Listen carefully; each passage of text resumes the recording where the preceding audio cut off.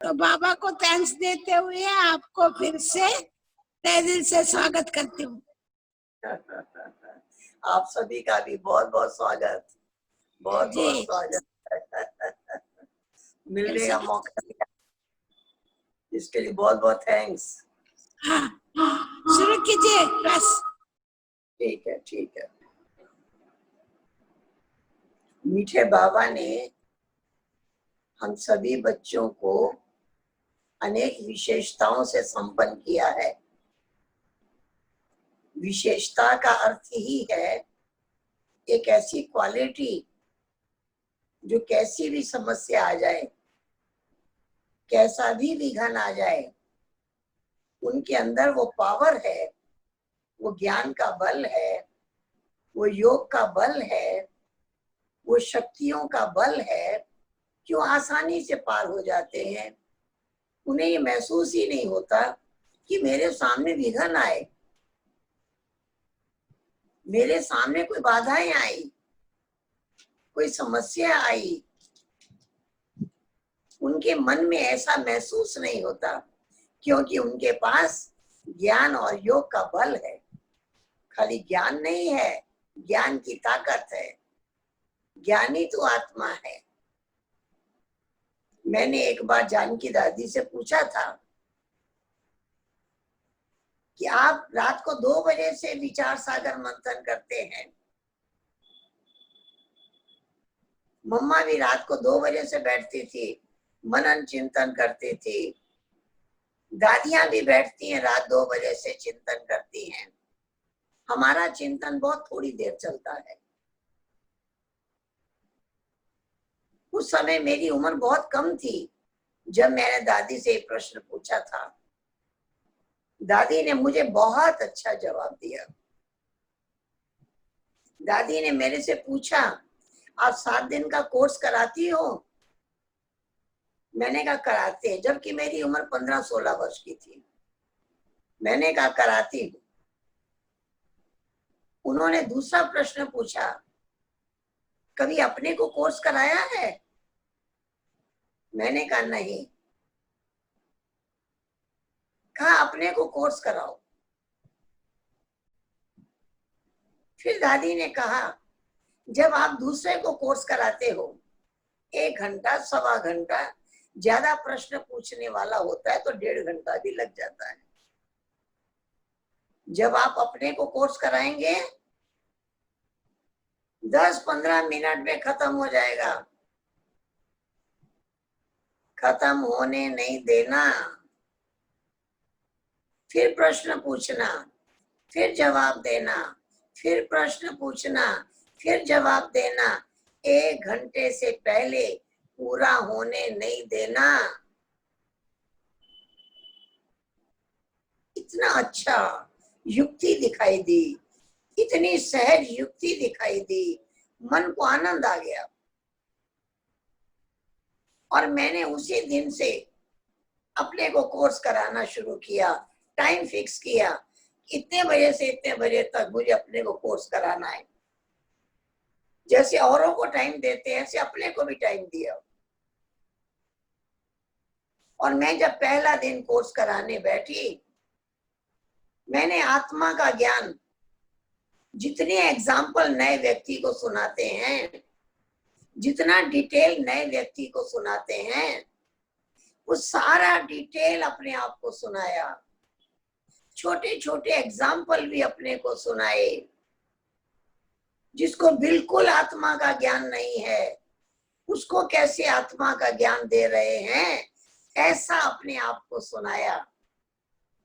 इतना डिटेल सुनाने के बाद जब घड़ी में टाइम देखा तो आधा घंटा में पूरा हो गया था। फिर मैंने अपने आप से प्रश्न पूछा, आधे घंटे से हम स्पष्ट समझ चुके हैं कि मैं शरीर नहीं हूं, मैं आत्मा हूं, लेकिन मुझे आत्मा का अनुभव होना चाहिए। वो आत्मा का अनुभव नहीं होता है। फिर अपने आप को समझाना शुरू किया, जैसे कोई शरीर छोड़ के जाता है और किस प्रकार से आत्मा अलग, शरीर अलग, ऐसा एक दृश्य दिखाया और अपने आप को शरीर से न्यारा का अनुभव करने का पुरुषार्थ किया। धीरे धीरे मुझे चिंतन करते करते ऐसा अनुभव हुआ कि मैं आवाज से पार चली गई हूँ, मैं देह भान से पार चली गई हूँ। वो अपने को समझाते समझाते जब और आधा घंटा पूरा हुआ तो मुझे लगा कि अब मैं बात नहीं कर सकती हूँ, अब मैं वाणी में नहीं आ सकती हूँ। मैं एकांत में जाकर बैठ गई और 1 घंटा तक बैठी रही, उसी शांति, उसी सुख और प्रेम और आनंद की अनुभूति में एक बिंदु रूप को देखती रही और इतनी साइलेंस की अनुभूति हुई। 1 घंटे के मनन चिंतन के बाद 1 घंटा मगन अवस्था रही, तब अनुभव हुआ पहली स्टेज है मनन करना, दूसरी स्टेज है मगन होना। हम रोज योग में बैठते थे, मैं अपने आप से पूछा, लेकिन ऐसा अनुभव क्यों नहीं होता था? कारण पहली स्टेज है मनन करना। मनन करेंगे तो मगन अवस्था आ जाएगी और उसकी अनुभूति होगी। इस प्रकार से पूरा 1 सप्ताह जैसे नए को कोर्स कराते हैं ऐसे अपने आप को कोर्स कराया। दादी ने और भी मुझे कई बातें बताई थी। दादी ने कहा आज दिन तक मैं अपने आप को क्लास कराती ही रहती हूँ, 1 घंटा मैं अपने को जरूर क्लास कराती हूँ किसी ना किसी टॉपिक पर। इसलिए अपने आप को क्लास कराना कभी बंद नहीं करना। कोई ना कोई टॉपिक लेकर उस पर मनन करना, चिंतन करना, ऐसा टॉपिक लेना जो चिंतन चले। फिर थोड़े दिनों के बाद एक दिन दादी फिर मिली और दादी ने और एक नई बात मुझे बताई। दादी ने कहा मैं अमृत वेले आज योग में बैठी थी, 1 घंटा मैं बाबा के गुण गाती रही, गाती रही, गाती रही। नए नए गुण ढूंढ ढूंढ के लाए। फिर दादी ने पूछा तुम 1 घंटा बाबा के गुण गा सकती हो? मैंने कहा गा सकती हूँ। दूसरे दिन जब मैं योग में बैठी और मैं बाबा के गुण गाना शुरू किया, बाबा के गुण याद करती गई, करती गई। एक ही गुण को बार बार रिपीट नहीं किया, नए नए गुण, नए नए गुण, नए नए गुण ढूंढ ढूंढ के लाए, ढूंढ ढूंढ के लाए। मन और बुद्धि ने दोनों ने काम किया और इस प्रकार से बाबा के गुण जो हम जानते ही हैं, फिर भी उन गुणों को याद करते गए, याद करते गए, याद करते गए, करते करते 1 घंटा बिताया और ऐसा अनुभव किया।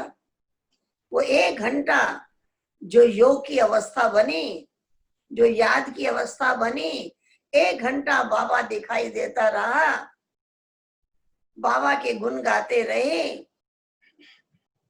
और आज दिन भी जब भी बाबा की याद में बैठते हैं तो बाबा के गुण गाना शुरू हो जाता है।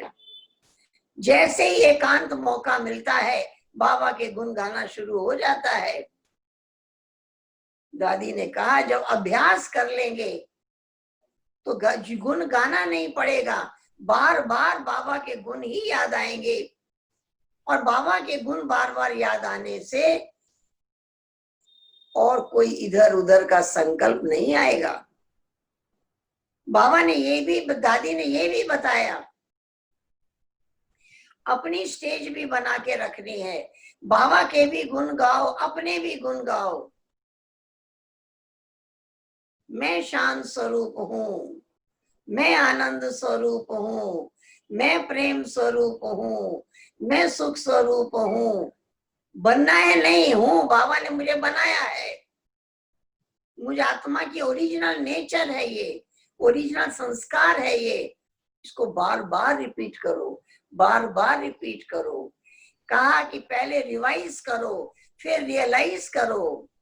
जितना रिवाइज करेंगे उतना रियलाइजेशन बढ़ेगी, उतना रियलाइज कर सकेंगे। इस प्रकार से हमने देखा बड़ी दादियों का जो पुरुषार्थ, जो मेहनत उन्होंने की है, जब हम उसको फॉलो करते हैं तो बड़ा विशेष अनुभूतियां होती हैं, अनुभव होते हैं। एक बार की बात है, मैं बड़ी दादी प्रकाशमणि दादी के साथ 1 वर्ष मुझे बॉम्बे में रहने का मौका मिला। और मेरे को एक दिन की बात आपको बताती हूँ। दादी लेटी हुई थी, शायद दादी के सिर में दर्द हो रहा था, आंखें बंद थी, मैं पास में बैठी थी। अचानक दादी बोली, रानी देखो मेरे सामने बाबा खड़ा है। दादी के कहने पर मैं भी बाबा को साकार में देखने लगी। फिर दादी शांत हो गई। फिर कुछ समय के बाद दादी फिर बोली, सारे दिन में कोई समय ऐसा नहीं होता जब बाबा मेरे सामने ना हो। फिर दादी शांत हो गई। मैंने दादी से पूछा, दादी कौन सा बाबा? मेरा प्रश्न सुनने के बाद कुछ समय के बाद दादी ने कहा, इकट्ठे हैं ना दोनों। अब मुझे लगा इकट्ठे याद करना बहुत सहज है। मैं साकार में निराकार को भी देखूं और साकार को भी की भी आत्मा को देखूं, ये बहुत सहज है।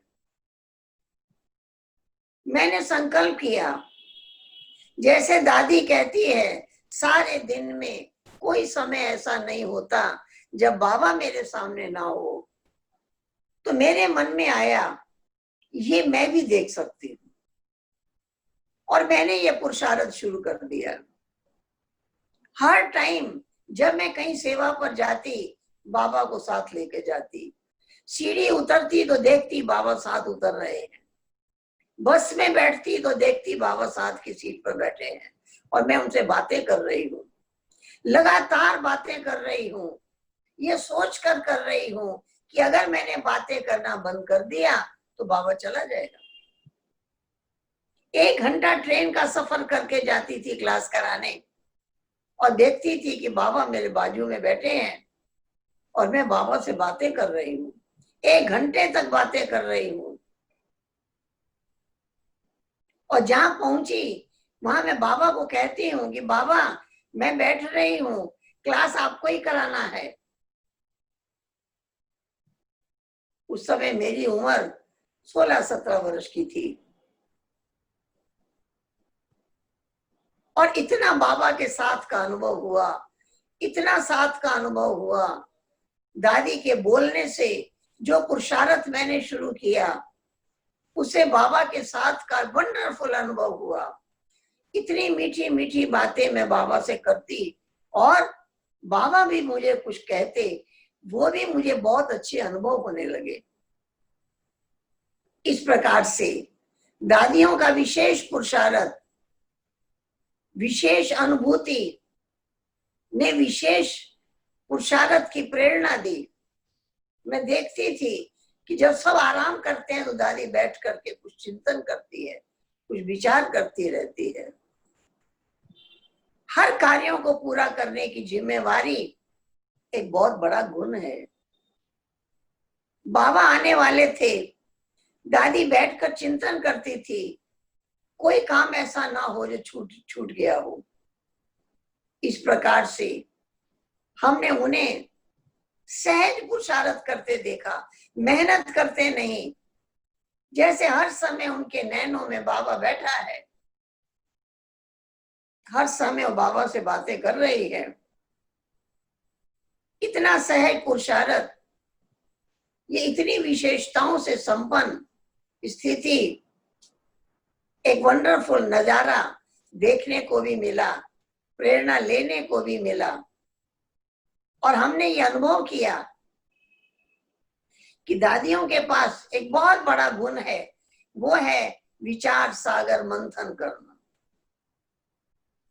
दादी ने कहा जब तक ज्ञान का मंथन नहीं करेंगे तब तक मगन अवस्था नहीं हो सकती। मनन अवस्था ही मगन अवस्था ला सकती है। कोई ना कोई चिंतन तो मन में चलता ही रहता है, संकल्प कभी रुकता ही नहीं है। क्यों नहीं वही संकल्प चले जो बाबा ने पढ़ाया है, वही ज्ञान का चिंतन मनन चले, तो ज्ञान एक तलवार की तरह हमारे हाथ में हमेशा रहेगी। कोई व्यर्थ संकल्प आएगा, क्योंकि ज्ञान की तलवार हाथ में है, उसे काट सकेंगे, उसे मिटा सकेंगे, उसे जीवन में ला सकेंगे। इस प्रकार की विशेष अनुभूति सहज हो जाएगी। इस प्रकार से हमने देखा कि ज्ञान के मनन चिंतन का बहुत महत्व दादियों के पास रहा और हमेशा उसमें मगन रही। एक बार दादी ने कहा ज्ञान बहुतों के पास है, समय पर काम नहीं आता। क्यों समय पर काम नहीं आता? क्यों समय पर काम नहीं आता? समय पर वो पॉइंट याद नहीं आती जो उस समय आवश्यक है। ज्ञानी तो आत्मा उसको कहते हैं जिस समय जिस ज्ञान की पॉइंट की जरूरत है, बाबा का वो महावाक्य कान में गूंजने लग जाए। बाबा ने ये कहा बच्चे हर बात में कल्याण भरा है, तो कोई भी बड़ी बात सामने आई वो छोटी हो जाएगी। ऐसा ना हो कि समय पर व्यर्थ चिंतन चलने लग जाए और बाबा का महावाक्य याद नहीं आए। इस तरह से वो महावाक्यों की स्मृति आई। तो मैंने अपने जीवन में अनुभव किया कि सबसे बड़ी विशेषता है ज्ञान का मनन चिंतन चले। स्पेशल बैठ करके भी चलाएं, टॉपिक लेकर के भी चलाएं, बुद्धि में ज्ञान का मनन चिंतन चले, ताकि व्यर्थ चिंतन को आने की मार्जिन ही ना मिले। इस तरह से मीठे बाबा की भी बहुत मीठी पालना मिली। मैं जब ज्ञान में आई, पहला दिन सेंटर पर गई, मेरी उम्र 6 वर्ष की थी। मैं जब पहला दिन सेंटर पर गई अपनी माता जी के साथ, तो वहां बड़ी दीदी से मिली, मनमोहिनी दीदी से। उन्होंने ऐसी दृष्टि दी, ऐसी नजर से निहाल किया, जैसे ये यज्ञ की ही बच्ची मेरे पास फिर आई है। इतना उन्होंने मुझे प्यार किया। और फिर दादी कमल मणि ने मुझे 1 घंटे तक अलग क्लास कराया। उन्होंने मुझे पक्का करा दिया आत्मा के 7 गुण 20 बार 30 बार रिपीट कराया, रिपीट कराया, रिपीट कराया। फिर कहा याद हो गया? मैं क्या हाँ याद हो गया। कहा सुनाओ। फिर 10-20 बार मैंने सुनाया। मैं आत्मा शांत स्वरूप हूँ, सुख स्वरूप हूँ, आनंद स्वरूप हूँ, प्रेम स्वरूप हूँ। सब मैंने 10-20 बार उनको सुनाया। उन्होंने मुझे होमवर्क दिया। शाम के 5 बजे थे। कहा कि अभी तुम जा रही हो, कल फिर आना, 3 बजे या 4 बजे कल फिर आना, कल फिर मैं क्लास कराऊंगी। अभी से लेकर कल यहाँ आने तक 1 मिनट भी ये याद करना छोड़ना नहीं। हर समय बुद्धि में चलता रहे, मैं आत्मा शांत स्वरूप हूँ, सुख स्वरूप हूँ, आनंद स्वरूप हूँ, प्रेम स्वरूप हूँ। चलता ही रहे, चलता ही रहे, चलता ही रहे। यहाँ आने तक 1 मिनट भी छोड़ना नहीं। और मैं आपको कमाल की बात बताऊं, जब मैं वहां से निकली और इसका चिंतन शुरू किया, रात्रि सोने तक 1 मिनट भी छोड़ा नहीं। और सवेरे जब आंख खुली तो वही चिंतन शुरू कर दिया और सेंटर पर पहुंचने तक लगातार वही चिंतन करते गई करते गई करते गई। ये मेरा पहले दिन का अनुभव है जब मेरी उम्र 6 वर्ष की थी। जब मैं वहां पहुंची, उन्होंने मुझे अपने सामने बिठाया, पूछा याद किया? मैं कहा हाँ याद किया। 1 मिनट भी नहीं छोड़ा। अच्छा, अब मेरे सामने बैठकर याद करो, आंखें खोलकर बैठो, सामने दृष्टि लो। फिर जब मैं उनके सामने बैठकर याद किया, मुझे बहुत आनंद आया, मुझे बहुत सुख मिला, बहुत शक्ति मिली, बहुत अच्छी अनुभूति हुई। और ये अनुभव कराने के बाद वो मुझे डांस करना सिखाती रही। आधा घंटा तक गीत कौन सा बजाया, इस पाप की दुनिया से दूर कहीं ले चल, सीरियस सॉन्ग है, इसी पर मुझे डांस सिखाती रही। और हर संडे मुझे स्टेज पर लाती, कभी कहती आत्मा के गुण सुनाओ, कभी गीत पर डांस करो, कभी कविता सुन याद कराती तो कविता सुन कहती सुनाओ। हर रविवार को मुझे स्टेज पर लाने लगी। इस तरह से ज्ञान का पुरुषार्थ उस समय से शुरू हो गया। सुख मिला, रस मिला। और जब पहली बार मैं माउंट आबू गई तो बाबा कोटा हाउस में थे, पांडव भवन नहीं था उस टाइम। उस समय जब वहां पर पहुंचे 53 में हम कोटा हाउस पहुंचे और लगभग 2 महीना से ज्यादा रहे बाबा के पास।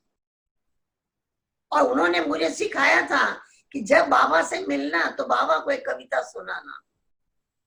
तो जब मैं बाबा की गोद में गई, बाबा से मिली, तो मैंने बाबा को एक कविता सुनाई। बाबा आपको एक कविता सुनाऊंगी। बाबा ने कहा हाँ सुनाओ। बाबा अपनी गोद में ही बिठाए रखा और पूरी कविता सुनी। वो कविता छोटी सी है, आपको भी सुनाती हूँ। सुन लो जी, सुन लो मेरी छोटी सी कहानी। गुड़ियों का खेल खेलते बचपन था बिताया, उस भोलेपन में जाना न था अपना पराया। इतने में ब्रह्मा राही इन आंखों में समाया, धीरे से उसने कान में ओम गीत सुनाया। ओम गीत ने मुझको बनाया है दीवानी, बनाया है दीवानी। मैंने कहा अनजान से, जानते नहीं थे बाबा कौन है। मैंने कहा अनजान से ले चल तू मुझे घर। उसने कहा घर कहाँ मेरा, मैं खुद हूं मुसाफिर। मैंने कहा अब छोड़ के जाओगे तुम किधर। जिधर था वो चल दिया, मैं भी उधर चली। कांटों से भरा रास्ता, परीक्षा ली ना, कांटों से भरा रास्ता और तंग थी गली। जब रास्ता तय हो चुका दुनिया नहीं मिली, फिर फूल बनकर खिल उठी ये मेरी जिंदगानी। सुन लो जी, सुन लो मेरी छोटी सी कहानी। तो ये बाबा को मैंने एक कविता सुनाई।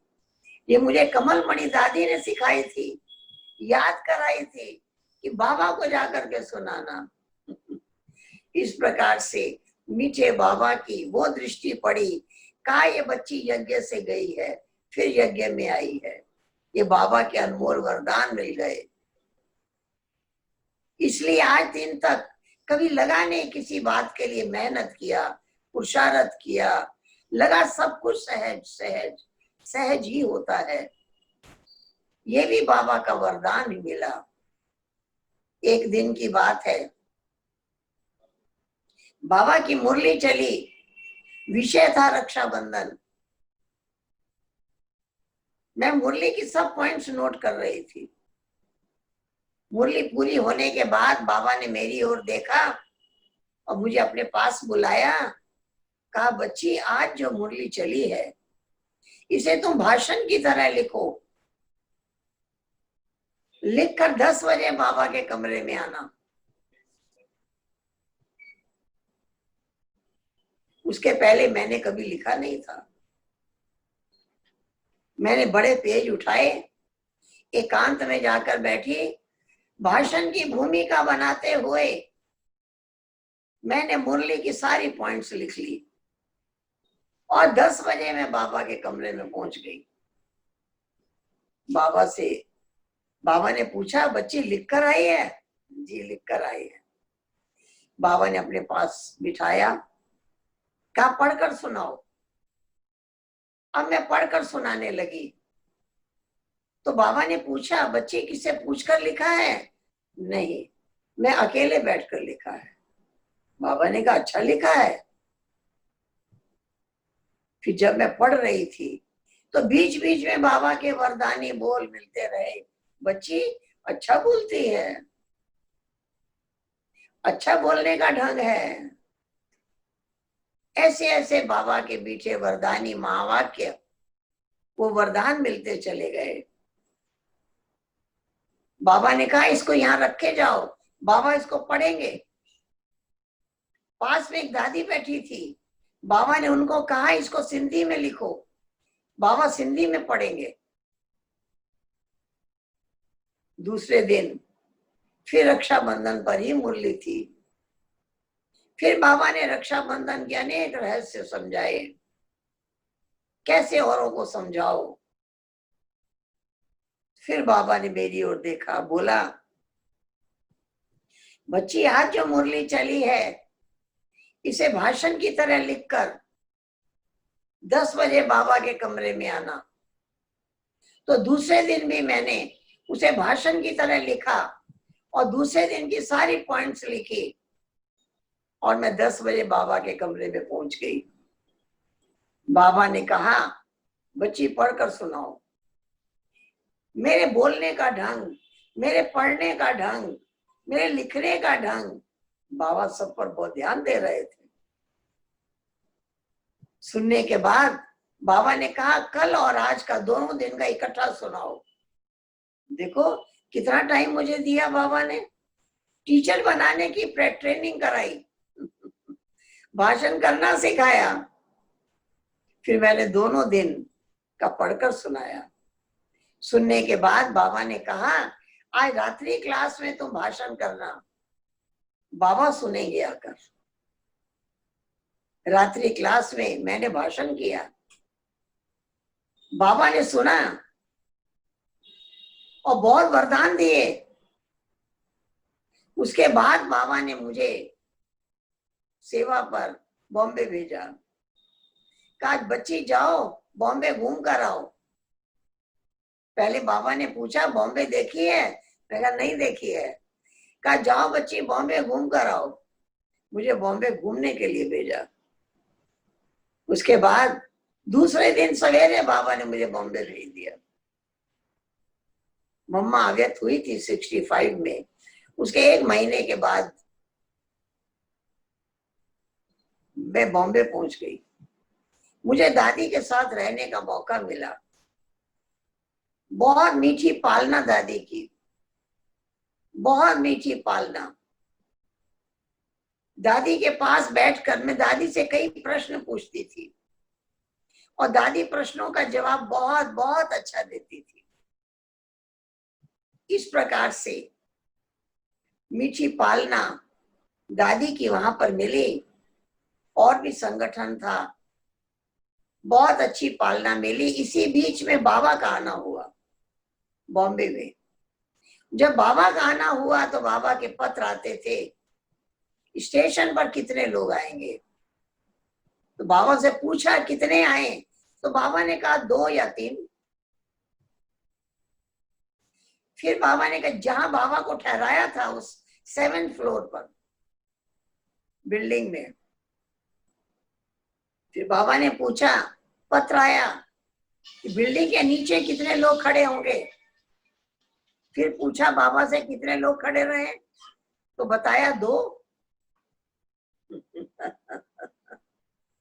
फिर बाबा ने पूछा लिफ्ट के पास कितने होंगे, तब भी बाबा ने कहा 2। वो हॉल बड़ा था, वो डबल फ्लैट था, लेकिन उसका हॉल बड़ा था। मैंने देखा जितने भाई बहन थे सब हॉल में बैठे थे, क्योंकि नीचे किसी को खड़े नहीं होना था, स्टेशन नहीं जाना था।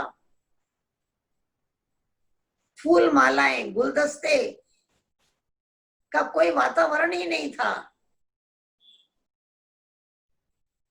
बाबा आए, जैसे ही बाबा दरवाजे के बीच खड़े हुए, वो फ्लैट का जो दरवाजा था खोला और बाबा खड़े हुए, वही हॉल था। सब भाई बहन उठ के खड़े हो गए। कोई स्वागत गीत नहीं बज रहा था, कोई गुलदस्ते और मालाएं नहीं थी, एकदम साइलेंस। अचानक बाबा बोले सलाम वालेकुम। सबने जवाब दिया वालेकुम सलाम। वंडरफुल नजारा दिखाई दिया, वंडरफुल। इतना आकर्षणमय वो समय था। उसके बाद बाबा सबको दृष्टि देते देते स्टेज पर आए और बाबा आकर के बैठे। किसी की हिम्मत नहीं थी कि एक फूल माला बाबा के गले में पहनाए। बाबा कितना अपने को गुप्त रखा, कितना गुप्त रखा। फिर बाबा ने बहुत मीठे मधुर महावाक्य उच्चारण किए और बच्चों से मीठी मुलाकात की। ये बाबा के आने का दृश्य आज तक हमें याद रहता है कि बाबा का आना कितना गुप्त। बाबा चाहते थे कि शिव बाबा ही सबको दिखाई दे। अगर भीड़ लग जाएगी तो सब समझेंगे कि ब्रह्मा कुमारियों का कोई गुरु आया है। बाबा को तो शिव बाबा को ही दिखाना था सबको। सो इस प्रकार से मीठे बाबा, कितना निरअहंकारी, कितना बच्चों की मीठी पालना करने वाला बाबा को हमने देखा। तो इस प्रकार से जैसे वहां का क्लाइमेट मुझे सूट नहीं किया, तो चंद्रमणि दादी आई और बाबा को किसी ने कहा था, बाबा डॉक्टर कहते हैं यहाँ ठीक नहीं होगा, वहां मुझे दमा हो गया। कहा समुद्र का किनारा है, सूट नहीं किया। बाबा ने मुझे 15 मिनट के अंदर वहां से रवाना कर दिया। मैं 1 बरस दादी के साथ रही थी। कहा बच्चे यहाँ ठीक नहीं होगा। फिर बाबा ने बुलाया और मुझे कहा ईस्टर्न जोन में जाओ, वहां ठीक हो जाएगा। मैं ईस्टर्न जोन में आई और ठीक हो गया। मीठी बाबा की मीठी नजर, मीठी दृष्टि रही और बहुत बहुत मीठी पालना बाबा के द्वारा मिली। एक बार की बात है, बाबा ने मुझे कहा था बच्ची किसी समय बाबा के कमरे में आ सकती हो, कोई रोकेगा नहीं। तो मैं किसी भी टाइम बाबा के कमरे में चली जाती थी। बाबा ने मेरा डर निकाल दिया था। तो इस प्रकार से एक दिन की बात है, दोपहर का समय, मैं बाबा के कमरे में गई तो कमरे का वातावरण बहुत बहुत पीसफुल था। बाबा सामने गद्दी पर बैठे थे और कोने में कुर्सी पर मम्मा की माँ जो संदेशी थी, वो बाबा का कोई संदेश लेकर वतन में चली गई थी और मैं पहुंच गई। बाबा ने मुझे अपनी गद्दी पे अपने साथ बिठाया, दृष्टि दिया, पूछा बच्ची कभी ध्यान में गई हो? मैंने कहा नहीं। फिर बाबा ने कहा जाओगी? मैंने कहा जी बाबा। बाबा ने कहा अच्छा, तो बाबा भेजता है। ये कहने के बाद बाबा ने मुझे दृष्टि दी। वो बाबा की दृष्टि ऐसी थी, मैं बिना पुरुषार्थ के सोल कॉन्शियस हो गई, एकदम देह भान से पार। उसके बाद बाबा ने मेरे सिर पे हाथ रखा। वो बाबा का हाथ सिर पर रहा, कितनी देर रहा मुझे नहीं मालूम, लेकिन मैं वतन में पहुंच गई थी। मैं वतन का अलौकिक नजारा देख रही थी। मैं बाबा को वहां देख रही थी। एकदम प्रकाशमय दुनिया, एकदम लाइट ही लाइट, बाबा का बहुत लाइट स्वरूप, और बहुत आनंद की अनुभूति कर रही थी। बहुत आनंद आ रहा था। कितनी देर में उस अवस्था में रही ये मुझे नहीं मालूम, शायद ज्यादा समय रही। बाबा की एक आवाज सुनाई दी, आओ बच्ची, आओ बच्ची। मुझे लगा मुझे वतन में वो आवाज सुनाई दिया है। और धीरे धीरे जब मैं नीचे आई, मेरी आंखें खुली, मैंने क्या देखा? बाबा का हाथ मेरे सिर पर था। वो बाबा का हाथ सिर पर आज भी मुझे अनुभव होता है कि बाबा का हाथ सिर पर है। वो मुझे हमेशा लाइट रखते हैं, हमेशा लाइट रखा है। और जब मैं नीचे आई, बाबा ने दृष्टि दी और बाबा का हाथ सिर पर था, और बाबा ने कहा, बच्ची ऐसे ही नशे में जाती रहोगी। इस प्रकार से मीठे बाबा ने सतगुरु का पाठ बजाया, साक्षात्कार का द्वार खोला, वतन में जाने का रास्ता खोला। और इस प्रकार से बाबा ने एक विशेष अनुभूति कराई। मैंने देखा बाबा अपने बच्चों को टीचर भी बनाता है, स्टूडेंट भी बनाया, टीचर भी बनाया, सेवा की स्टेज पर भी खड़ा किया, आगे बढ़ने की हिम्मत भी दिया। पूरी नजर बाबा की कि बच्चे कहाँ हैं, किस स्थिति में हैं, क्या कर रहे हैं। वो बाबा की नजर हमेशा रही, और वो नजर आज भी है, ऐसा महसूस होता रहता है। ऐसी मीठी पालना बाबा की मिली। और बाबा ने मुझे पहले जब भेजा, बॉम्बे भेजा, उस समय भी मेरी उम्र 17 वर्ष की होगी। फिर बाबा ने मुझे ईस्टर्न जोन में भेजा। उसके बाद से मैं ईस्टर्न जोन में ही हूँ। और हमेशा बाबा को पत्र के द्वारा अपना समाचार देते रहना है कि बाबा ने कहा अपना समाचार देते रहना। और बाबा के मीठे मीठे पत्र आते रहते थे। मैं बाबा को पत्र लिखती तो बाबा के बहुत मीठे पत्र आते, और पत्र भी नजर से निहाल कर देते, माला माल कर देते। इस प्रकार से उम्र छोटी होते भी बाबा ने एकदम सेवा की स्टेज पर खड़ा कर दिया। बॉम्बे मुझे घूमने के लिए भेजा था, लेकिन फिर बाबा का पत्र आया, बॉम्बे में रह के सेवा करो।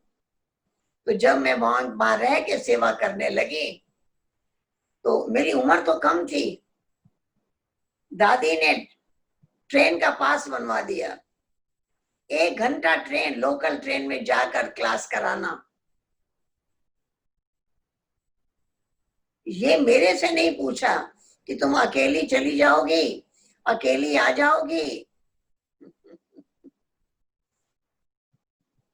मेरे को भेजा तो साथ में, लेकिन वापसी में मुझे अकेले चढ़ा दिया।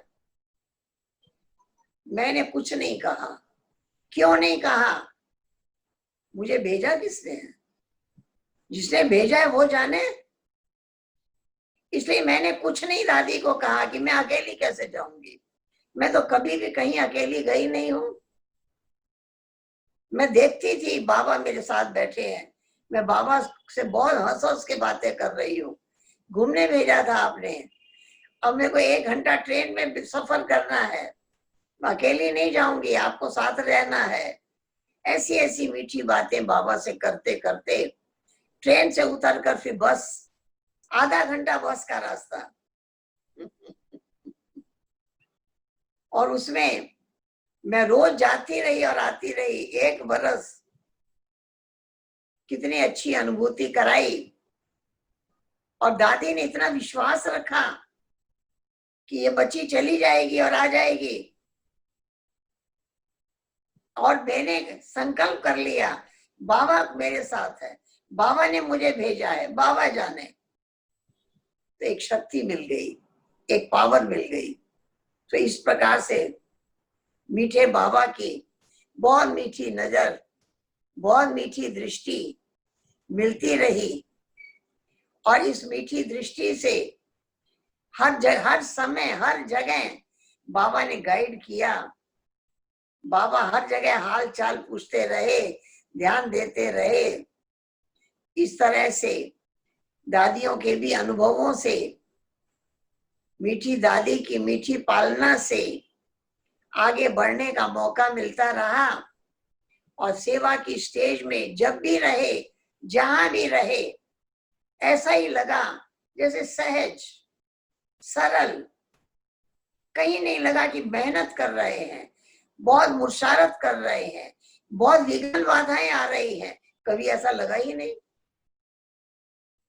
पार करने वाला साथ है, पार करा रहा है, ले जा रहा है, किसी बात को बड़ा लगने ही नहीं दिया। ऐसी अनुभूति सदा रही। कभी ऐसा नहीं हुआ कोई बड़ा विघ्न आया और हमने पार किया। ज्ञान के मनन चिंतन से हर कदम आगे बढ़ते रहने की शक्ति दी। और एक लक्ष्य रहा कि हमारी अवस्था एक रस रहनी चाहिए। हमारी चंद्रमणि दादी हमको समझाती थी, क्योंकि अमृतसर में मैं चंद्रमणि दीदी के पास रही। दीदी हमको कहती थी, बाबा के काम तब आएंगे जब एक रस अवस्था होगी, जब मूड नहीं बदलेगा। अगर मूड बदलते रहेंगे बाबा के काम नहीं आएंगे। इसलिए कोई भी बात हो, अपने आप को समझाकर, अपने आप को पढ़ाकर अपने आप को ठीक करना। क्योंकि ज्ञान अमृत है, ज्ञान अंजन है, ज्ञान तलवार है, उसको हर तरह से यूज करना। बाबा ने कहा है, सिर्फ औरों को नहीं पढ़ाओ, अपने को भी पढ़ाओ, अपने को आंख भी दिखाओ, अपने को डांट भी लगाओ, अपने को सजा भी दो, अपने को अलर्ट करो, अपने से मीठी मीठी बातें करो, बाबा को मीठी मीठी बातें सुनाओ। सो इस प्रकार से इतना सहज और सरल रास्ता बाबा की श्रीमत ने दिखाया। श्रीमत लेकर जब हम चले और उस श्रीमत के अनुसार चले, कदम कदम श्रीमत के अनुसार चले, तो हर समय मन में आत्मा के गुण याद आते ही रहते हैं, बाबा के गुण याद आते ही रहते हैं। बाबा के दी पढ़ाई का मनन चिंतन चलाते हैं, टॉपिक अपने को देते हैं, तो मनन चिंतन भी चलता है। और किस प्रकार से और आत्माओं को भी शक्ति पहुंचाएं, और आत्माओं को भी बल प्रदान करें, और आत्माओं को भी योग का सहयोग दें, वो भी ट्रेनिंग दादी ने दी हमारे को। इस प्रकार से जैसे जैसे हमें विशेषताएं मिलती गई, जैसे जैसे हमें गाइड करते गए, वैसे वैसे हम आगे बढ़ते गए। एक बार जानकी दादी ने हमें कहा कि जब आबू में आती हो तो ग्लोबल हॉस्पिटल में सबका इलाज फ्री होता है। कोई भी पेशेंट आते हैं उनका फ्री इलाज होता है। तो दादी ने कहा कि ग्लोबल हॉस्पिटल को डोनेशन देती हो? उस टाइम मैं नहीं देती थी। फिर दादी ने कहा, कोई भी तकलीफ आती है हिसाब चुकाने के लिए आती है, पहले ही चुका दो, हॉस्पिटल को दे दो, वहां अनेक आत्माओं के इलाज में खर्च हो जाएगा और आपको कोई तकलीफ नहीं आएगी। बहुत अच्छी युक्ति बताई। उसके बाद मैं जब भी जाती हूँ मैं ग्लोबल हॉस्पिटल को रुपया दे के आती हूँ। और दादी का ये वचन याद रहता है कि हिसाब पहले ही चुका दो, आपको शरीर में कोई कष्ट नहीं आएगा। और मैंने सुना था कि हर गुरुवार को दादी हॉस्पिटल को डोनेशन देती है और सब पेशेंट से जाकर मिलती है, सबको फल बांट करके आती है। ये भी मुझे सुनने को मिला। एक बार हमारी लौकिक माता जी की तबीयत ज्यादा खराब हुई, उनको घुटने में बहुत तकलीफ थी, उठ के बाथरूम तक नहीं जा सकती थी।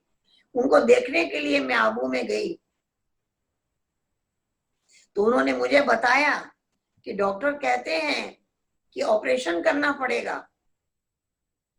तो मुझे लगा ऑपरेशन होगा तो बहुत खर्चा होगा, तो मैं डॉक्टर प्रताप के पास गई और जाकर उनको 50,000 दे आई डोनेशन। मैं कहा माता जी ने दिया है। उसके 2 घंटे के बाद बॉम्बे से डॉक्टर आए और उन्होंने उनको चेक किया, और चेक करने के बाद कहा कि नहीं नहीं, ऑपरेशन की कोई जरूरत नहीं है, हम आपको दवा से ठीक कर देंगे। उन्होंने कहा मैं तो एलोपैथिक दवाई नहीं खाती हूँ। कहा नहीं, हम आपको सिरप देंगे, आप सिरप पी लेना। 2 सिरप उन्होंने लिख दिए और उन्होंने 2-3 बार उसको पिया और उठकर खड़ी हो गई, बाथरूम तक जाने लग गई। 2 दिन के बाद उन्होंने मुझे कहा कि अब मुझे छुट्टी कराओ हॉस्पिटल से। मैंने कहा कि आप तो यहाँ 10-15 दिन रहे हैं। फिर मैंने दोबारा डोनेशन दिया हॉस्पिटल को और उनको वहां से फ्री करके लेके आई। तो मैंने देखा कि दादी की बताई हुई बात कितना काम किया। हिसाब चुका दो, अपने शरीर का कष्ट मिट जाएगा। बहुत अच्छी युक्ति बताई और वो युक्ति हमेशा हमेशा काम आती रहती है।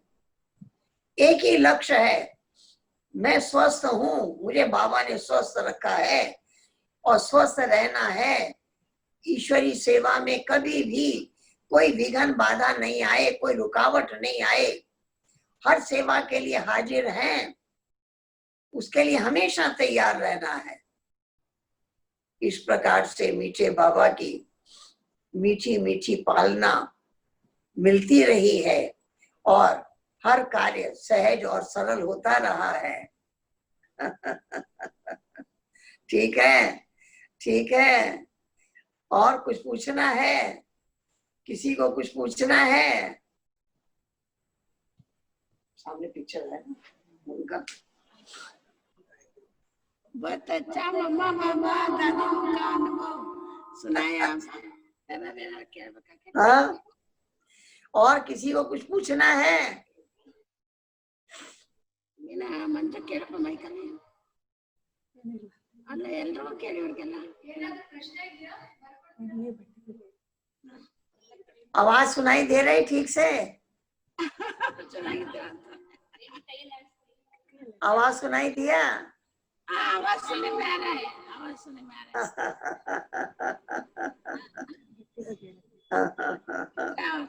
बट्टी का महत्व सुनाइए, बट्टी का महत्व। अच्छा अच्छा अच्छा अच्छा अच्छा अच्छा। बाबा ने बताया। और कोरोना के बारे में आपने क्या अनुभव किया, क्या विचार है, वो भी सुनाइए। बाबा ने भट्ठी में बच्चों को बिठाया। भट्ठी का मतलब ही है बाहर का कोई संकल्प भी नहीं आए, किसी के बारे में भी कोई चिंतन नहीं चले, कोई संकल्प नहीं आए कहीं का भी, बस एक बाबा और मैं, इसको कहते हैं भट्ठी। एक के पास बैठे हैं, एक की याद में बैठे हैं, एक के लव में लीन हैं, एक के ही गुण गा रहे हैं, एक ही स्थिति में बैठे हैं, इसको कहते हैं भट्ठी। तो बाबा कहते हैं ऐसी भट्ठी में बैठो, भट्ठी में रहेंगे तो भी कर्म विनाश होंगे, पुराने संस्कार सारे बदल जाएंगे। कईयों को ये क्लियर नहीं होता है कि भट्ठी में बैठेंगे तो विकर्म विनाश कैसे होंगे। हम एक छोटा सा एग्जाम्पल देते हैं, जैसे किसी को पकड़ करके जेल में डाल देते हैं, किसी ने अपराध किया और उसको जेल में डाल दिया, जेल में 5 बरस रहा, उसका पाप नाश हो गया। कैसे नाश हो गया? खाता पीता सोता सबके बीच रहता था, सजा क्या मिली? एक ही सजा मिली, उसको लगता था कि यहाँ मेरा कोई नहीं है। जिसको मेरा मेरा कहता था उनसे वो दूर था। इसी तरह से इसी को भट्टी कहते हैं, एक बाबा मेरा दूसरा नहीं कोई। जिसको मेरा मेरा कहते थे, शरीर को भी मेरा कहते, संबंधियों को भी मेरा कहते, उन सब से बुद्धि हटाकर जब हमारी बुद्धि एक में लग जाती है तो यही वो अवस्था है जिससे हमारे विकर्म विनाश हो जाते हैं, हमारे संस्कार भी बदल जाते हैं। जैसे बाबा के संस्कार ऐसे संस्कार हमारे अंदर आ जाते हैं। ऐसा बाबा ने कहा है, बच्चे ऐसे भट्टी में बैठो बैठो जो ऐसी एकांत की अनुभूति हो, ऐसी भट्टी की अनुभूति हो, और जिसके द्वारा संस्कार भी बदल जाए, अवस्था भी ऊंची उठे। इसको कहते हैं भट्टी। ऐसी भट्टी में बैठना है, क्योंकि शुरू 14 वर्ष जब भट्टी में रहे, कोई संबंधियों से नहीं मिले, किसी की बुद्धि बाहर नहीं गई, सिर्फ एक बाबा को देखते रहे, एक बाबा के डायरेक्शन पर चलते रहे, एक की लगन में मगन रहे, एक की मत पर रहे। बस ये एक की मत पर चलना, एक की लगन में मगन होना, एक के आधार से ही हर एक कार्य को सफल करना, इसको कहते हैं भट्टी। ऐसी भट्टी में बाबा ने बिठाया है, ऐसी भट्टी में बैठो। बाकी आजकल ये जो बीमारी चली है, अब इससे तो बाबा ने अपने बच्चों को बचाया हुआ है कि सबसे दूरी बना के रखो, वो भी हमारे लिए सहज है। शुद्ध संकल्प करो, वो भी हमारे लिए सहज है। खान पान हमारा शुद्ध है, बाबा को भोग लगा के हम भोजन करते हैं, वो भी शुद्ध वातावरण है। और कहते किसी को टच नहीं करो, वो भी बाबा ने अभ्यास कराया है। हर एक से दूरी बना करके रखो, एक की लगन में मगन रहो, और ज्यादा लोग जितने भी आने जाने वाले हैं उन्हों से ज्यादा मिलना नहीं, क्योंकि एक से दूसरे को ये बीमारी टच कर रही है, एक से दूसरे के अंदर चली जा रही है। इसलिए नाक बंद करके रखो, मुख बंद करके रखो।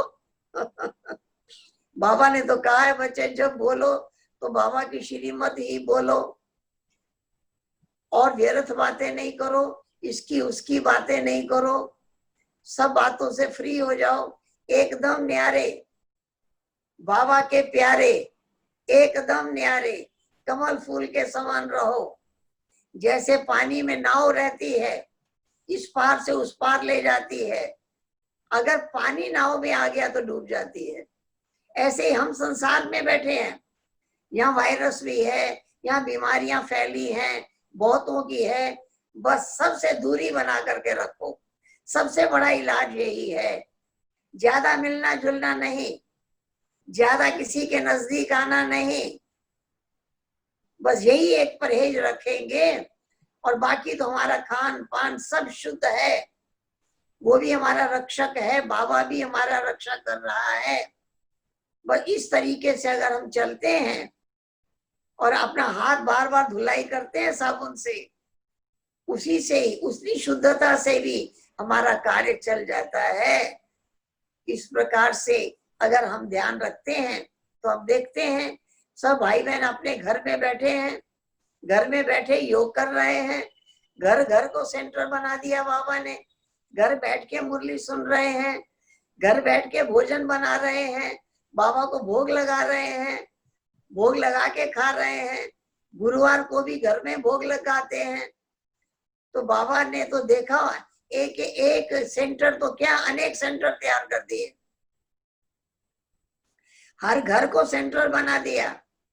का पहले अकेले आके मुरली सुनते थे, अब मुरली पढ़ो, परिवार को सुनाओ, परिवार भी सुने, भोजन भी प्यार से बनाओ, भोग लगाओ, वो भोग लगाया हुआ भोजन सबको प्यार से खिलाओ। तो इस तरह से ये भी एक बेहद की सेवा हो गई।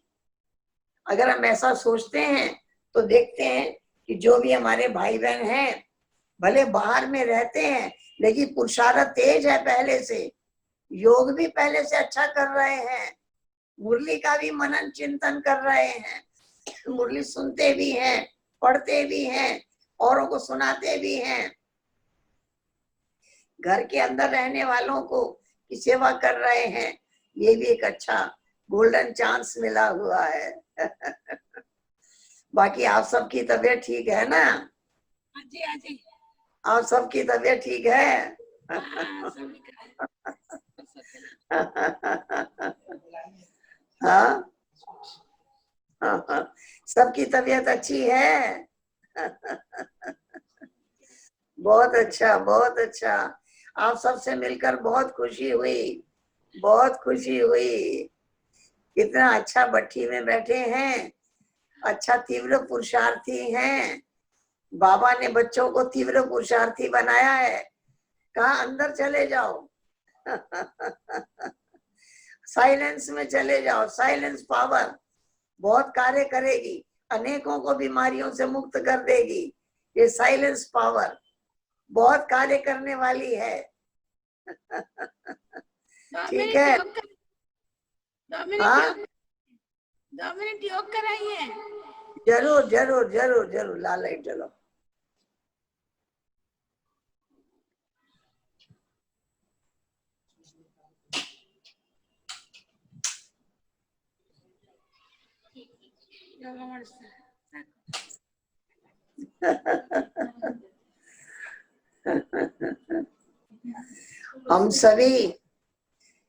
हम सभी उड़ते पंछी हैं। बाबा ने हमें वतन में उड़ना सिखाया है। हमारे मन को आंख है, मन की आंख से हम आत्मा को देखते, मन की आंख से हम बाबा को देखते हैं। फिर बाबा के पास वतन में पहुंचना भी सहज है। इसलिए आइए संकल्प करें, मैं शुद्ध आत्मा हूं, अति सूक्ष्म ज्योति स्वरूप हूं। मैं शांत स्वरूप हूं, प्रेम स्वरूप हूं, आनंद स्वरूप हूं, शक्ति स्वरूप हूं, ज्ञान स्वरूप हूं। मैं पवित्र आत्मा हूं। मेरे परम पिता परमात्मा शिव बाबा ज्योति स्वरूप हैं, प्यार का सागर है, आनंद का सागर है, सुख का सागर है, सर्वशक्तिवान है, शांति का सागर है। बाबा आया है नई दुनिया बनाने, हमें मनुष्य से देवता बनाने। अपनी सारी शक्तियां बाबा मुझ में भर रहे हैं।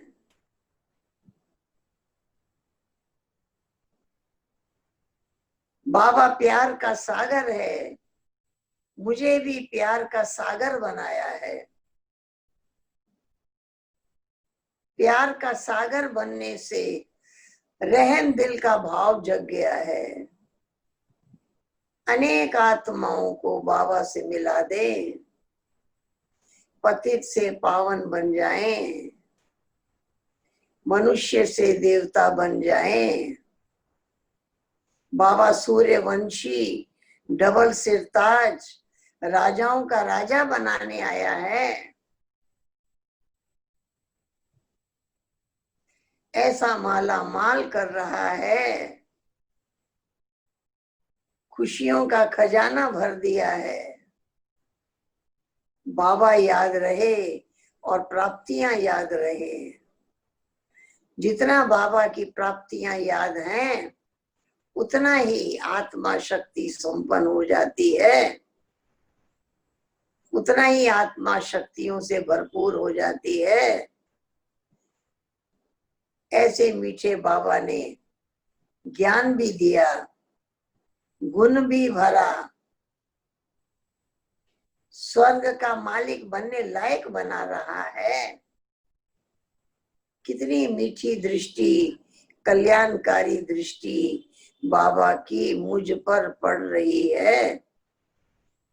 बाबा का हाथ मेरे सिर पर है, बाबा का साथ मिला है, नजर से निहाल माला माल कर रहा है।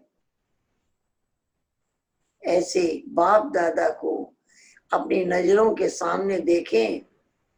वतन में बाबा बैठे हैं और हम बाबा के सामने बैठे हैं, और बाबा अपनी सारी शक्तियां मुझ में भर रहे हैं।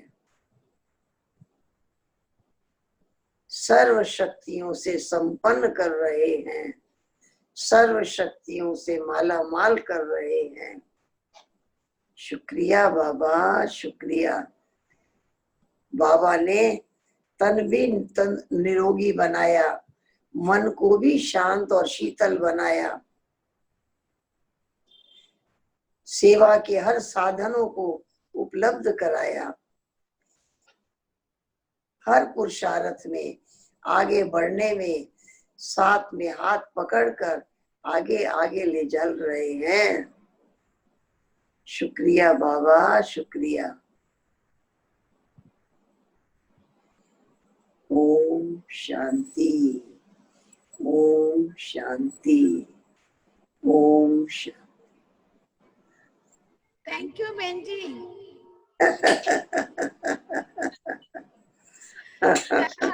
कोरोना जाने के बाद जरूर आइए। जरूर जरूर जरूर। आपको भी इधर चक्कर लगाना है, कभी आई नहीं है बिहार आना है, मैं भी आऊंगी। नहीं आई है कभी। आप आइए, आपके आने से बाहर आ जाएगी। ठीक है, आऊंगी।